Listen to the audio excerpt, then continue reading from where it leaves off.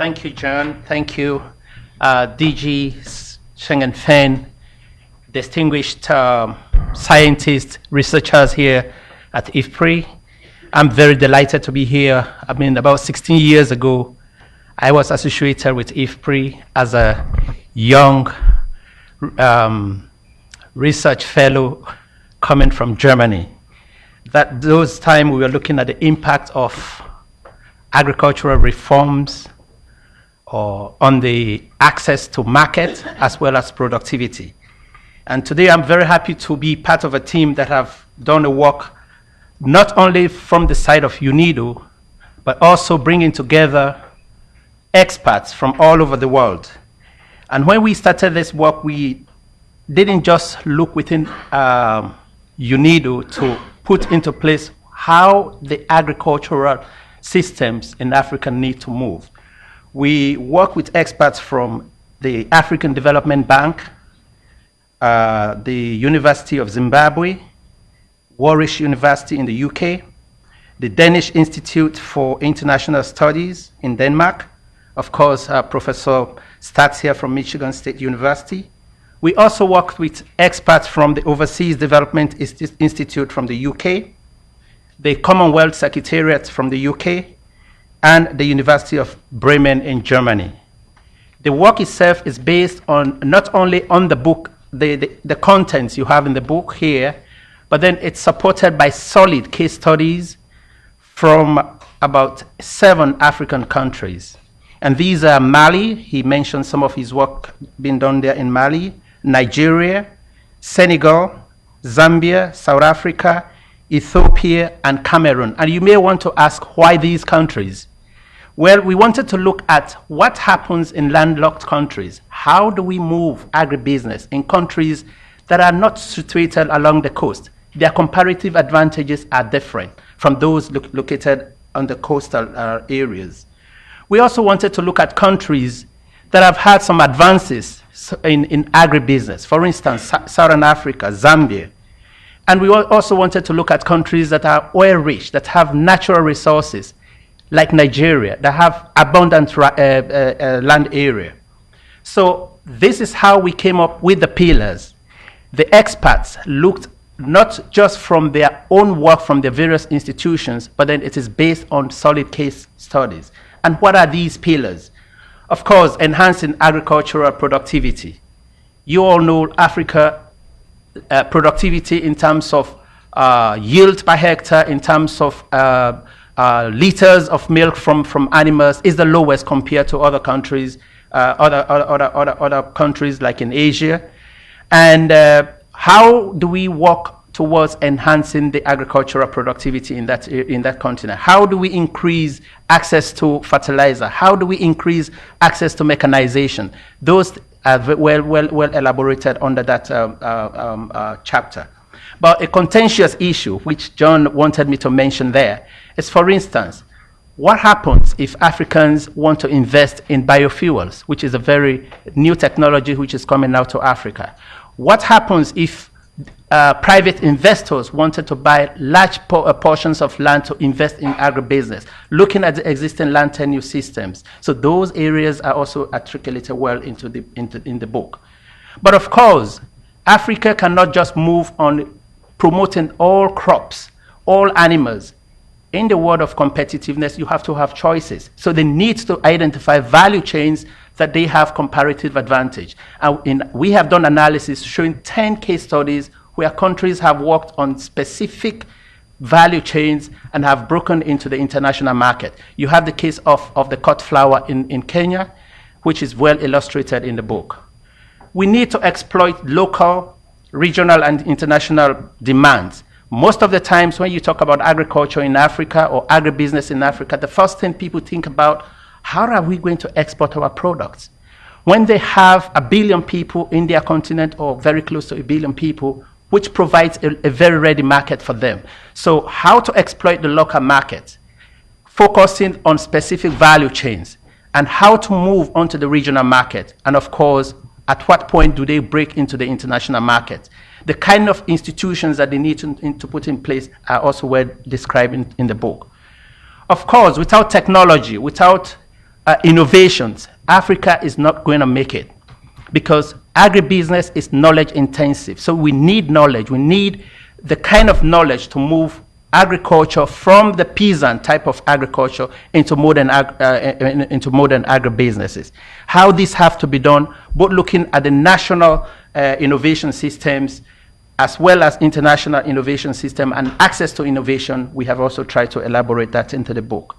The fifth pillar in terms of moving agribusiness in Africa is promoting effective and innovative sources of financing, where this is an area that has been well researched upon, wherein people have come up with models of providing credit, microcredit, and so on and so forth. But that has not done the magic. You provide a $100 or a $50 loan to a farmer to access 2 bags of fertilizer. That has not done the magic. Now we are proposing innovative sources of financing. How can countries leverage internal resources? How can they leverage both public and private resources in order to promote agribusiness financing? For instance, in Nigeria, we worked with the central bank, which has put together a risk-sharing kind of leveraging fund, which is private sector managed, and that kind of fund is made available to farmers in order to, but the banks reduce their risk when they give loans to farmers, because the risk in agriculture is the highest, which have made sure that, which has contributed to the banks, the commercial banks, not lending to agribusinesses. So we've explained how that can be done in the context of Africa. And of course, all of this will not happen if we do not have a robust private sector. So we are advocating for a private sector-led agribusiness, because the state has a facilitating role where individuals or companies have the role to invest and make profit, as well as creating jobs and food for the populations in Africa. The seventh pillar is improving infrastructure and energy access. You had the Director General on and on in his speech talk about energy. Without energy, you increase productivity. What happens to the tomato? They rot on the way. So you need cold storage. You need refrigerated trucks to bring those products to the nearest airport if they are to be exported from Nairobi to Europe, or if they have to be moved from Ethiopia, Addis Ababa to the coastal regions in West Africa. Now, cross-cutting issues, mechanism for partnership, and that's one reason why we're here in IFPRI. All of these need knowledge in terms of policies, the kind of institutions that we need to put in Africa, the kinds of policies that we need to have in place in order to tie the 7 pillars together. So this is one area we believe we can work very closely with the research fellows, the scientists here in IFPRI. Now, we then came up with the pillars, and then we asked ourselves, would this be just one another book? The team asked that question because all other books just prescribe and say, you need to do this. So we then went together to develop an agenda for action, just to give an indicative program. If a country were to develop their agribusiness sector, what do they need to do? And we came up with about 6 points. Of course, we believe that the public-private sector dialogue needs to continue. First of all, in our analysis, most countries did not even understand what is agribusiness. When you talk to people, the first thing they tell you, it's about agricultural production. That is just one aspect. So we need to also educate the populace in Africa to understand what agribusiness is and what is the contribution from the private sector and what role can the public sector play. 2, technical cooperation for agribusiness development. I mentioned that we need a lot of knowledge, and most of this knowledge may not be available within the African continent alone. So we need all the brains to put together to sort of develop technical support programs for countries that want to take agribusiness as a mantle for economic growth. 3, aid for trade for agribusiness support. Again, several African countries receive aid from their trading partners, and we are looking at a partnership wherein it is not just trading raw commodities, but then technology sharing, access to knowledge, access to information, so that they can produce, Africa can produce commodities that are needed in with their trading partners, but of course, trade those products in a value-added form. Global agribusiness partnerships. You are aware, all of you, that you have the conglomerates, the large multinationals are the ones managing agriculture and agribusinesses in Africa. So for African countries to break into the global value chains, we need partnerships with the large corporations so that the knowledge that these corporations have can also transfer into Africa, while business, which is also a win-win situation from the large businesses and the African countries will thrive. 5, agribusiness knowledge and information sharing. Again, I think I've already mentioned about it. Without knowledge, we're not going forward. So you need to have a program to support knowledge and information sharing. And this is where we have to look at our universities, their curriculum, our research institutions.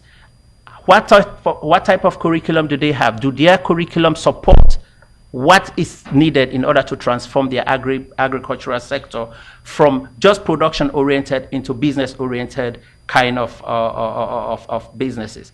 And 6, of course, you need a program governance structure which brings all the key stakeholders together into what we are referring to in the book as value chain participating councils, wherein if you focus on every commodity, you have a council which is private sector-led, non-profit, that sort of advise and manage the interventions in transforming that sector. Thank you very much, and we hope you've gotten a little bit from the book, and you'll read the rest from the copies just outside there. Thank you.